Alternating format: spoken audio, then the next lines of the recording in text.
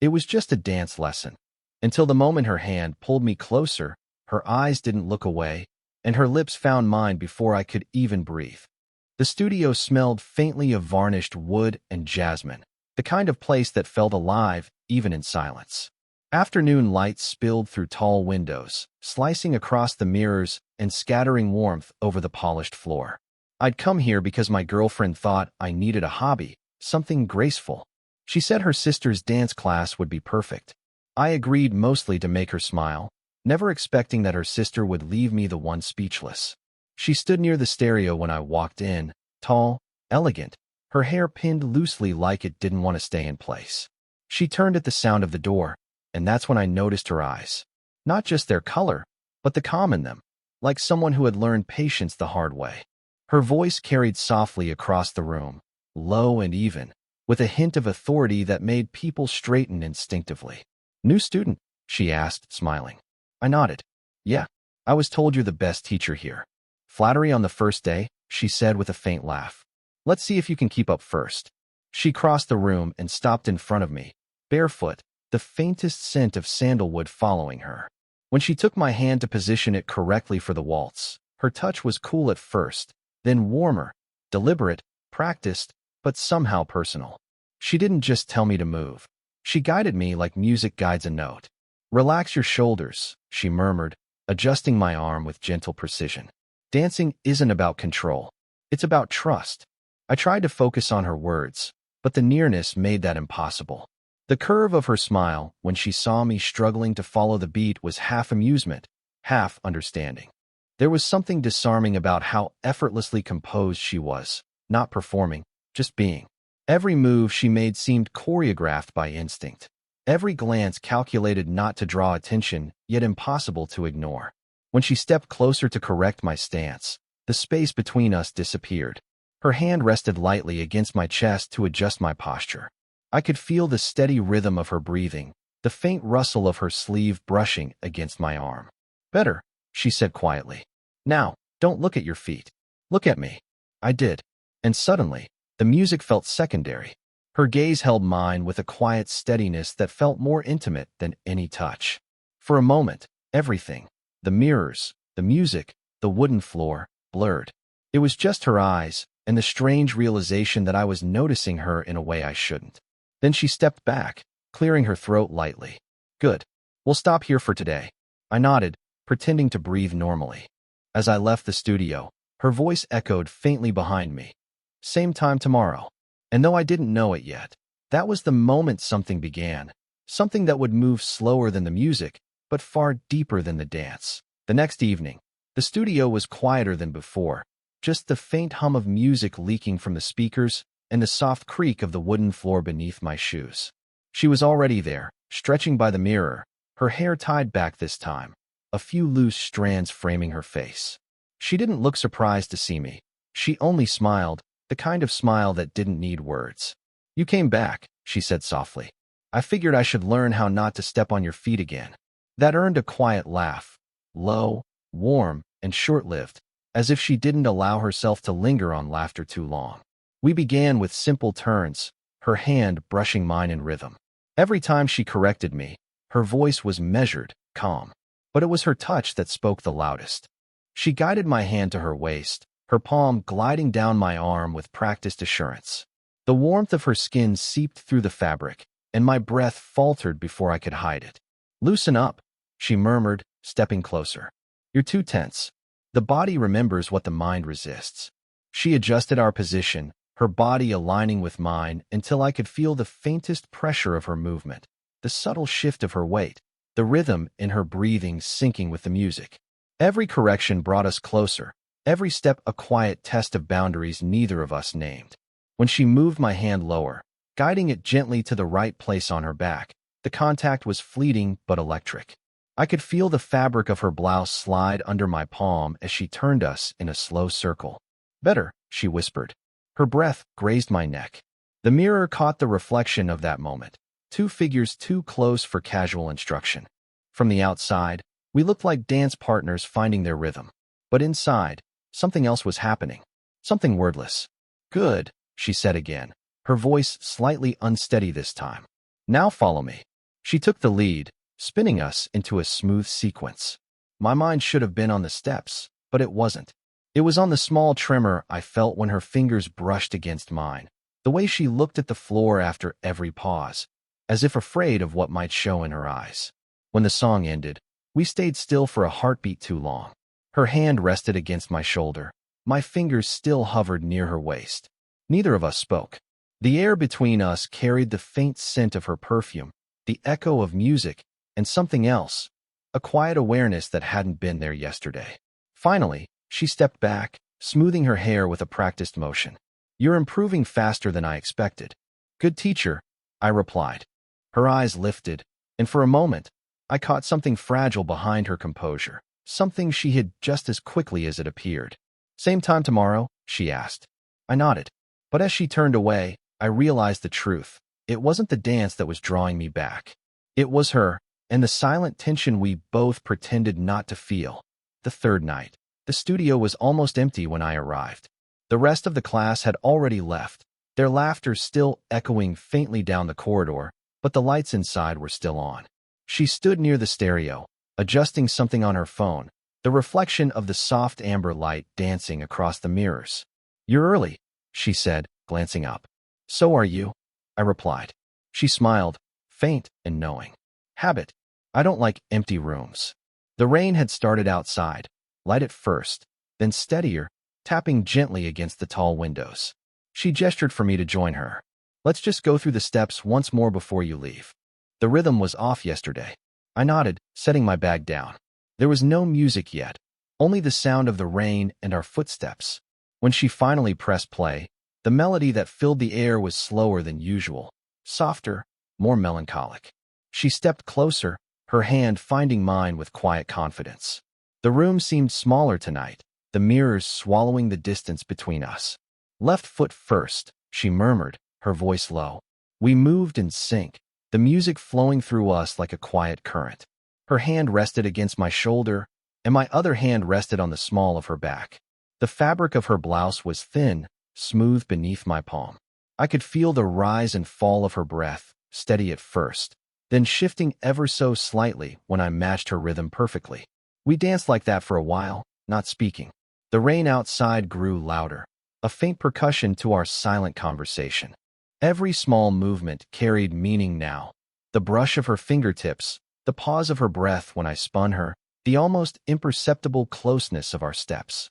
After the song ended, she didn't pull away immediately. Her hand lingered on mine before she turned toward the mirror, her expression thoughtful. You're learning fast, she said quietly. Faster than I expected. You're a good teacher, I replied. She smiled, but there was something fragile behind it. I used to be a dancer, you know, not just a teacher. Before I stopped. I hesitated. Why did you stop? She looked down, fingers tracing the edge of the piano nearby. My sister wanted the spotlight more. And she paused, searching for words. I realized I was better at helping others shine than standing in the light myself. Her honesty hit me harder than I expected. It wasn't bitterness. It was quiet acceptance, the kind that only comes from years of being strong for others. Without thinking, I placed a hand gently on her shoulder. She didn't move. For a few seconds, the only sound was the rain and the soft hum of the speakers. When she finally looked up, her eyes met mine in the mirror. Two reflections caught in the same space, feeling something neither dared to name. Again, she asked softly. I nodded, but it wasn't about the dance anymore. It was about the way her presence made the silence feel alive. By the fourth night, I knew every scent, every sound in that studio. The faint tang of floor polish, the low hum of the lights, the way her perfume seemed to linger long after she passed by. What I didn't know was how to stop noticing her. She greeted me that evening with her usual composed smile, but there was something quieter behind it, a kind of weariness that made her seem more human, less untouchable. We'll run through the final routine tonight, she said, turning toward the stereo. The dip sequence still needs work. Her tone was professional, but her eyes betrayed a flicker of hesitation when they met mine in the mirror. The music began, a slow, tender waltz that wrapped around the air like memory. I took her hand, and we started moving in perfect rhythm. By now, I knew the way her body shifted with every note, the subtle signal before she turned, the exact moment she would breathe before the next step. Good, she whispered as we turned. Now, trust the movement. But then my heel caught against the floor, a stumble too sudden to correct. She reached for me instinctively, her hand gripping my back, the other cupping the side of my neck as she bent me back into the dip. The world stopped. Her face hovered inches from mine, her breath uneven, her hair falling loose around us like a curtain. The mirrors reflected our stillness from every angle, her hand against my chest, my arm holding her waist, the trembling closeness neither of us planned. Neither of us moved. The music kept playing, but faintly now, as if the sound itself had stepped aside to let silence speak. Her eyes met mine, searching for something: fear, apology, control. But all I saw was the same ache I'd been pretending not to feel for days. Her fingers pressed slightly harder against my back, steadying me. Then, with a slow inhale, she helped me stand. Sorry, I muttered, my voice low. She shook her head, a small, nervous laugh escaping. Don't be. That was good reflex. But the smile that followed was fragile, the kind that hides more than it reveals. For the rest of the session, she avoided looking directly at me. She kept her tone clipped, professional, her movements precise. But every time her hand brushed mine, it lingered just a second too long, as if part of her couldn't forget that moment either. When the final song ended, she turned off the music and folded her arms. That's enough for tonight, she said softly. I nodded, trying not to read into the tremor in her voice. As I gathered my things, I caught her reflection in the mirror, standing still, her gaze fixed on the floor, lips parted like she was about to say something, and stopped herself. Outside, the air was cool, the night quiet. But even as I walked away, I could still feel the ghost of her touch on my back, the echo of that near fall, that almost embrace, the kind of moment that changes something quietly, forever. The next evening, the studio felt different, quieter, heavier, as if the walls themselves remembered what had almost happened the night before. The lights were dimmer, and the faint smell of rain still clung to the air. She was already there when I arrived, standing near the mirror, her hands resting on the bar. She didn't turn around right away, just said softly, "You came." Her tone wasn't teasing this time. It was a statement, almost a relief. I wasn't sure I should, I admitted. She finally looked up, her eyes catching mine in the reflection. Neither was I. For a moment, the silence said more than either of us could. Then she reached for the remote and pressed play. A familiar song filled the space, slow, emotional, the kind that seemed to pull words out of movement. "Let's finish what we started," she said, crossing to me. I nodded, though my chest already felt too tight to breathe.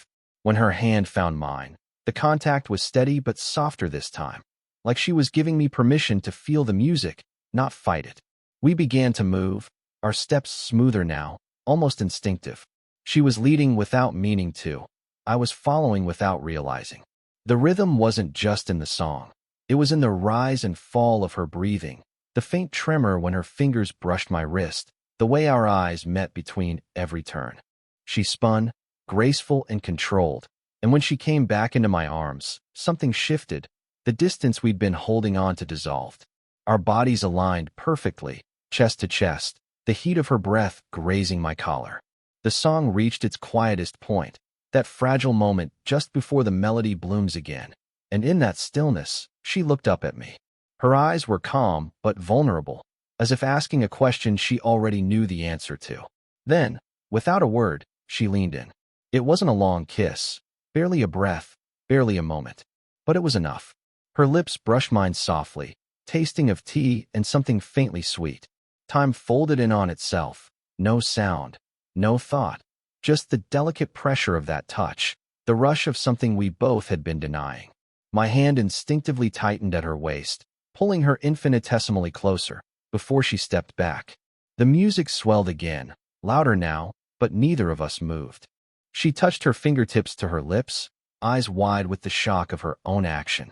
"I'm sorry," she whispered, though her voice broke halfway through. I didn't respond. There was nothing to say, because it hadn't felt wrong. It had felt inevitable. The seconds stretched out before she turned away, pressing stop on the music. The silence afterward was deafening. "Forget that happened," she said finally, still facing the window. But the way her shoulders trembled told me she didn't believe it. I stood there, heart pounding, the taste of her still lingering, realizing something I couldn't take back. That whatever this was, it had already gone too far to be called a mistake. The day after the kiss, I couldn't concentrate on anything. Her face, her voice, the way she'd stepped back as if afraid of herself. It all replayed in my head like a song stuck on repeat. Every word she'd said, every look we'd shared, now carried a weight I didn't know how to bear. When I walked into the studio that evening, I already knew something had changed. She wasn't near the mirror this time. She stood by the window, arms crossed, staring out at the courtyard below. Her hair was tied back tighter than usual, her expression composed but distant. "You're early," I said carefully. "I wasn't sure you'd come," she replied without turning. "I wasn't sure you'd want me to." For a moment, only the ticking of the wall clock filled the silence. Then she exhaled, slow and heavy. "We crossed a line yesterday." "I know."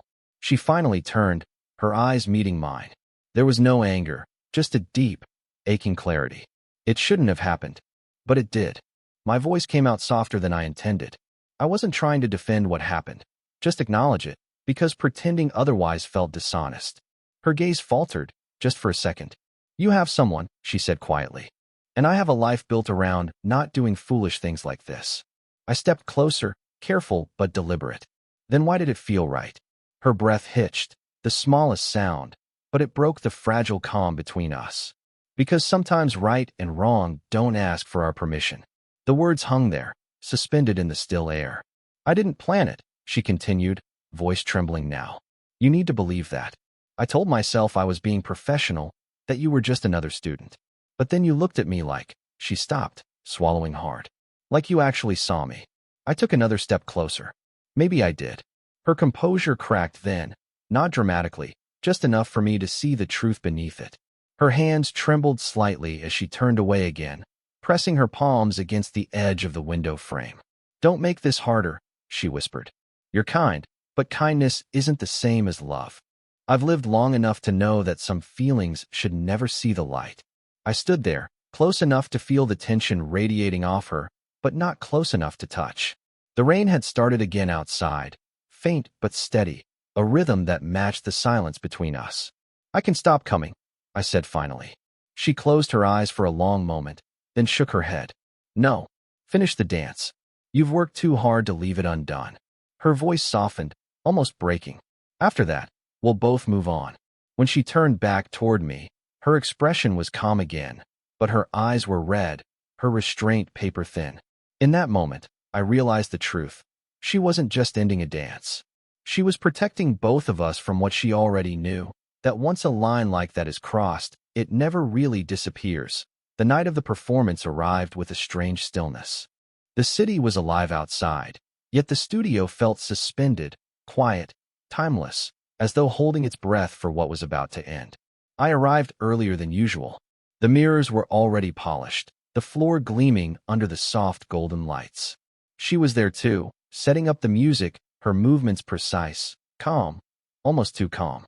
I watched her for a moment, the way her reflection swayed slightly with every step, and I realized how familiar she'd become to me. The sound of her voice, the rhythm of her breathing, all of it had settled somewhere deep, like a melody I'd never unlearn. When she noticed me, her smile was small but genuine. "You're ready?" I nodded.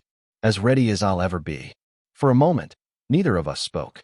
The tension that once filled the space between us had softened into something quieter, understanding, acceptance. Whatever had happened, whatever had almost happened, it had changed us both. She walked toward me, her heels clicking softly against the floor. "Then let's give them something honest," she said. The music began, a slow, classical waltz, rich and aching. As we moved, everything felt effortless. There was no hesitation in our steps now, no fumbling over timing. Every motion flowed, every glance spoke what words could not. Her hand rested in mine, light but sure. When she spun, her skirt brushed against my leg, and for a fleeting moment, I could smell the faint trace of jasmine again. We moved like two people who knew this was the last time they would ever touch, careful, reverent, memorizing the details. When the dip came, that same move that had once changed everything, she met my gaze and smiled. Not the guarded smile of a teacher, not the trembling one of the night we kissed, but something peaceful. She trusted me completely in that instant, letting go of the fear that had shadowed every lesson before. The song faded, leaving only the echo of our breathing. Applause filled the room, our small audience of students and guests rising to their feet. We bowed together, still holding hands. Her fingers squeezed mine once, lightly, before slipping away. As the crowd dispersed, I turned to her, unsure of what to say. She spoke first. "You danced beautifully," she said softly. "You found the rhythm." "Because of you," I replied. She shook her head gently. "No, because you finally stopped fighting what you felt." There was nothing left to argue. She reached up, brushing a loose strand of hair behind her ear, and smiled. That quiet, dignified smile that had undone me from the start. "Take care of her," she added after a pause, meaning my girlfriend, though her voice trembled slightly at the word her. I nodded. "And you?" She looked around the studio, her world, her refuge, her hiding place, and whispered, "I'll keep dancing." The lights dimmed behind her as she turned away, her silhouette merging with the mirrors. For a long time, I just stood there, listening to the faint echo of our last waltz, realizing that endings don't always need closure. Sometimes they just need grace. And in that quiet, I understood what she had really taught me, that some dances are meant to end, not because they weren't beautiful, but because they were. Of course, here's part 7, the final dance, again, now with a natural, emotionally aligned call to action woven into the ending. Perfect for a YouTube short or full-length narration that closes the story with resonance and viewer engagement. Part 7, the final dance, with call to action. The night of the performance arrived with a strange stillness. The city outside buzzed with life, but inside the studio, time felt suspended, the walls holding the memory of every step we'd taken, every silence we hadn't dared to fill.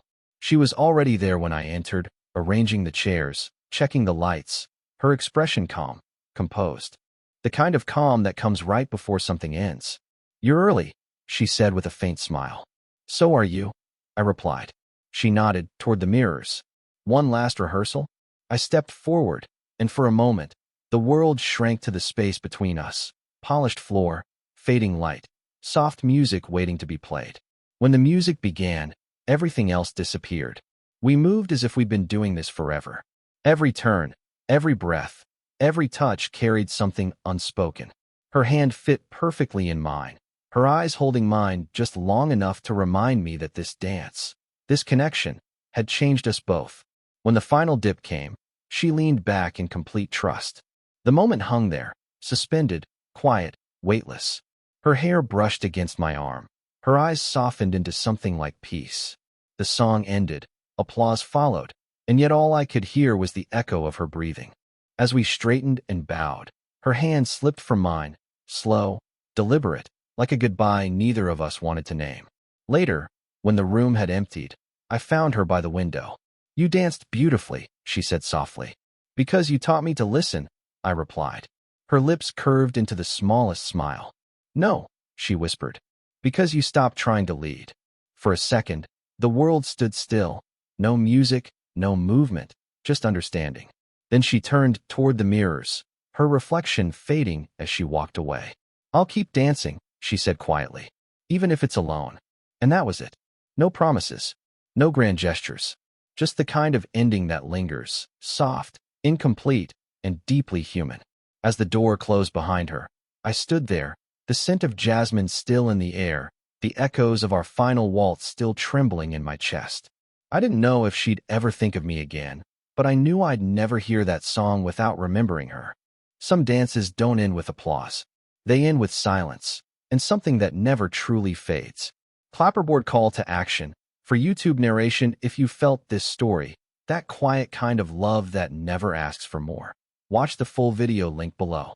And if you've ever had a connection you couldn't explain, one that still lives somewhere between memory and music, this story is for you. Link in description.